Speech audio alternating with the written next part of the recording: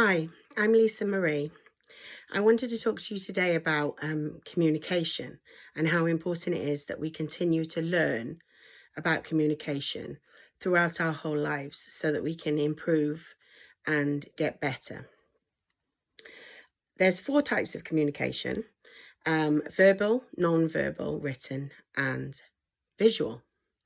Visual, I've used a lot because I'm a primary school teacher, and I've used it a lot in the classroom because that is a way to get attention from the children. We're talking about sideshows, pictures, infographics, those sort of things that get people to pay attention and to understand what they're seeing so that there's no misunderstandings, or they don't have to try and create an image in their mind or imagine what something would look like. Um, Written communication is so important in this day and age with text messages and emails, and how it's so easily misunderstood.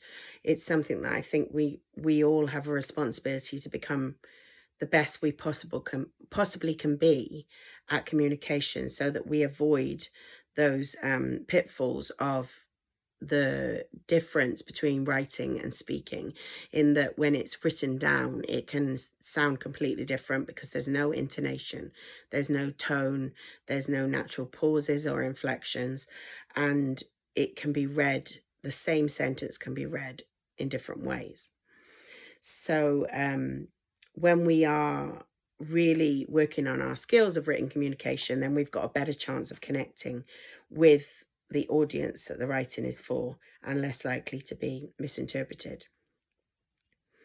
Don't put caps lock on. I learned that the hard way. I actually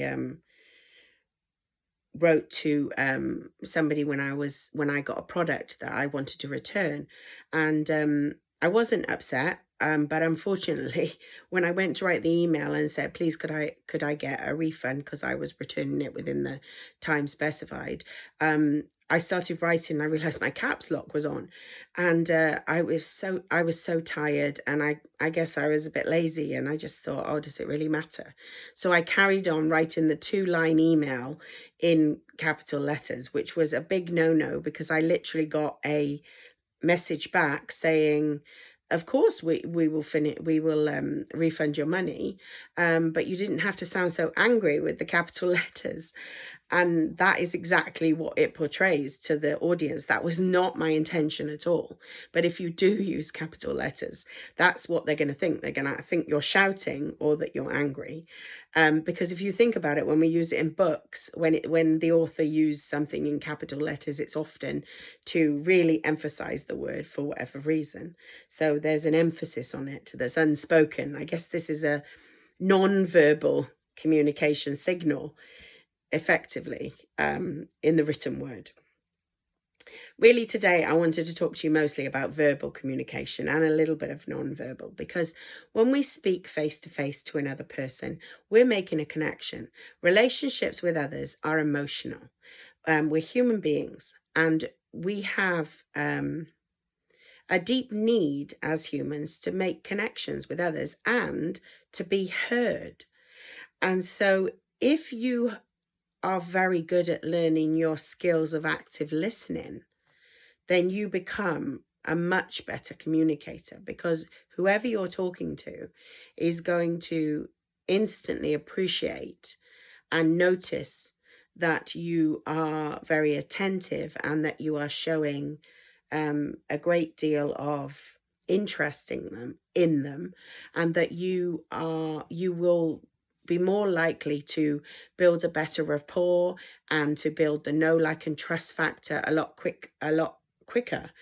And you can also do this by throwing in non-verbal signals, such as when I was talking, then I was nodding my head and smiling a little bit. And these are very, very powerful to add when you're listening and you're not actually speaking, because you can tell the listener that you are interested. Leaning forward shows that you're more interested in what they have to say. Facial expressions, by the same token, you can show that you're disinterested, because if you're looking around or you pick up your phone or you're looking at your watch, those send signals that you're disinterested and that you're more interested in what you are thinking or what's in your mind. And that is not what we want to portray. It may not even be the truth, but all of these unconscious or maybe conscious things that we do when we're communicating with others can be perceived in the incorrect way, or the person on the receiving end can put a meaning behind it that was not intentional.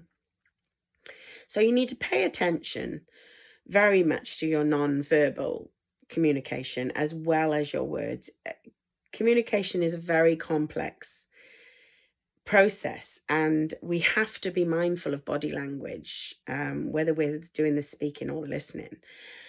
And all of the top speakers say that the way to influence people is to be aware of your communication, and not only what you say, but what you don't say, with perhaps your body or your actions, or even pauses put in the correct place can be very powerful.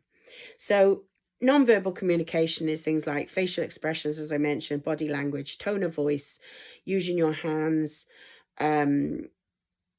parts of your body. Sometimes we do them completely unconsciously. Actions speak louder than words, and so you need to be aware of this. But there are things that you can learn about body language to help you to build that rapport with other people. As I mentioned, a few of them were the smiling and the turning of the head. So when you're communicating with someone, whether they're right in front of you, whether it's a group or whether it's a bigger audience, or with, like me, in the classroom with the children, it's really important to make eye contact. And if you're on a stage with a large group of people, you would want to try and make eye contact with almost everybody in the room at some point during your time communicating with them. And it's very powerful because it lets them know, oh, they see me, they're interested in me. With my children, it's a way for me to reinforce that they're making the right choices and that I'm happy with the way they're following rules or the decisions they're making, by just giving them a smile or a turn of the head or just a nod can be very powerful in passing a message to someone without me even using my voice. So a lot of times when we're talking to someone, the real messages will come through with facial expressions and body gestures. And we can also use body language to detect people's mood. I mean, I know I was recently in a situation where a conversation in a group was making me feel very uncomfortable. And I know that I'm an open book, and my mood will have probably shown from being very happy and jolly as I normally am to being quite serious, and probably could see that there was something on my mind that was taking my mind away. So when you're talking about communicating with your family or people that you love, your significant others, then you can, I'm sure you all know that you can judge their mood from their body language. So it's a really important thing to be looking out for, and it can really help you. The other thing to really do when you're talking to someone is focus on them. So it's not all about me, it's all about them. And if you think that, whether you're on the stage, whether you're just talking to one person, it's going to help you with your nerves. Some people even get nervous just talking on a one-to-one conversation, and social anxiety is a real fear for some people, and it's very difficult to feel comfortable talking in any circumstance. So if you try to turn it around and think this is about them and not me, then it's a much easier way to keep a hold on your nerves. And as long as you're communicating with transparency and honesty, and you're being open and you're being authentic and your message is clear, you're talking with enthusiasm and passion about things that you want to share, and you have a friendly tone of voice, and if you're doing all of those things, then you're going to come across as someone who's interested. in the people who are listening to you. But the big thing about communication is that you need to become a good listener. You need to become an active listener. And what I mean by that is that, as I said before, it's not all about me. It's about them. And if you're going into a conversation knowing that, then you're able to think, right, I'm going to really listen to this person. Instead of formulating my response in my head after they've spoken, I'm going to really, really try and retain what they're saying, show that I'm interested. This is a really important thing for being able to influence people and to build that know, like, and trust factor when you first meet people. If they're talking to you maybe about their holiday, the time they went in Spain, a mistake that you might make, and I've made it many times when I was younger, was to then jump in and talk about your holiday in Spain. That is not showing that person that you're really listening to them. You've formulated your answer and you've gone in, and then you might give a monologue about what happened to you. But active listening and being a good communicator is about really listening to what the person has to say. You're focusing on hearing their message, responding to it with nonverbal cues, giving them absolute eye contact and full attention, not looking around, showing them empathy, holding on to what they say by retaining it. And another way that you can show them that you've retained it is you could mention it at another part of the conversation, and they might think, oh, they really paid attention. And also another way is to almost throw the question back. So like paraphrase. So if someone's spoken to you, if you're an active listener and you are showing that you are a good communicator, then you will be saying back to them almost what they've just said to you. For an example, oh, so what you're telling me is this. So you're virtually then going to paraphrase what they've just said. And it's a way of clarifying and absolutely solidifying and retaining in your mind what's been said, and showing them that you're interested and that you have taken it in. So relevant questions for clarity, and just remembering we're wanting to go way below that surface layer of conversation. We want to show respect. We want to show and stay focused. We want to let them speak. Don't interrupt. Don't talk over them, and certainly don't finish their sentence, because that's going to make them feel disempowered, and it's going to make them feel not listened to, basically. It's going to make them feel that you might consider yourself more important because you've interrupted them or you've tried to finish their sentence, and that might not be your intention, but that's what's coming across. So don't think about formulating a response to what they're saying. Just think about what they're saying and try to remember it.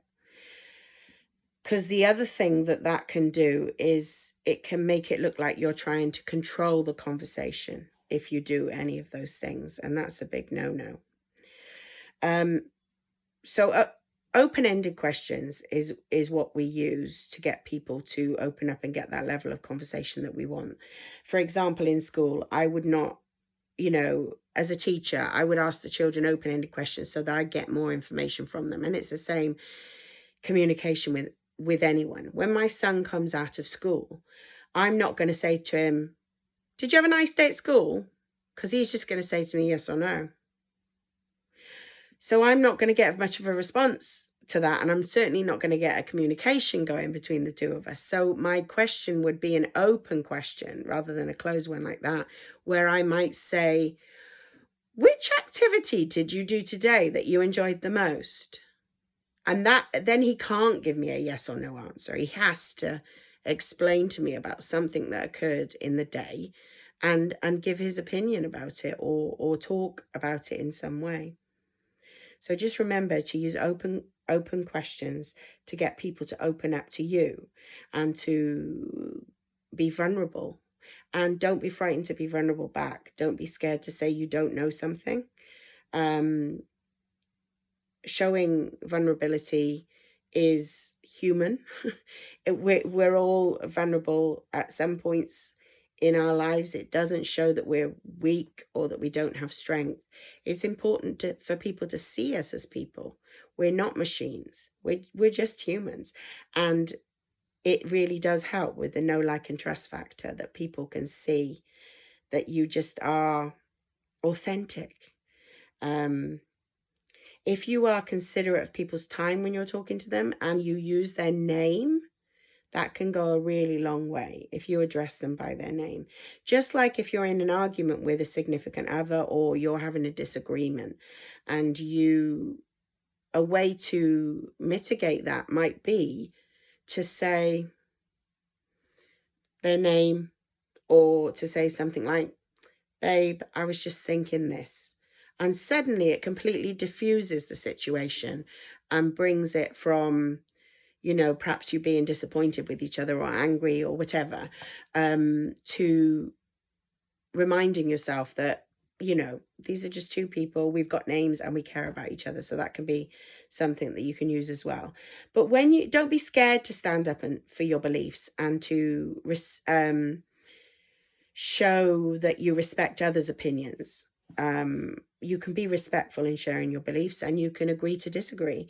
Sometimes emotions are involved when we are agreeing to disagree with someone, and it can be difficult depending on how emotionally involved we are in what we're disagreeing on. But that's something that needs to be learnt to come in check, because it's really important that we respect other people for having different views. We're all different, and it's so important. If you want to express something negative, then do it in a positive way. That is the key. And accept feedback gracefully. And one thing is to speak with authority. Like, I was listening to someone talking about this, and it was very interesting because he was saying, don't speak from your throat, speak from your belly. So you're not just sort of like, coming out like this. You're really taking it up and it's projecting, because it makes you come across as a lot more confident, a lot more in control. And that's what you want to do as a good communicator. You want people to feel safe listening to you in what you're saying, and to begin to feel that they can open up to you, or that you reciprocate and understand what they're feeling, and that you're really on the same wavelength as them. Because that's going to happen subconsciously if you're doing the right kind of listening and the right kind of communicating. So use your language intentionally, control your emotions, become more mindful. Again, this can help with communication. Is if you do mindfulness and meditation, you can perhaps get some clarity and insight into yourself, or tapping into your creativity, or helping you to reduce stress, as well as encouraging you to look after yourself and self-care. So you can do that yourself by looking. There's plenty on the internet that you can do, and this is just one way of helping you to cope with the difficult parts of learning good communication. And just to finish today, I wanted to say to you about, the fact that communication is this skill that you have to study. And this is why I love being a lifelong learner, because I know that there are so many things that I will keep learning right up to the end of my life. And I think communication and listening is one of them, because in order to influence people, you need to be able to listen. Don't stay in your comfort zone. Keep evolving, keep stretching yourself. Speak as much as you can. Practice, watch yourself. The very best thing that you can do is to study how to communicate with others and to practice really listening. And thank you for listening to me today. I really appreciate it. My name's Lisa Marie, and I'll talk to you soon. Thanks.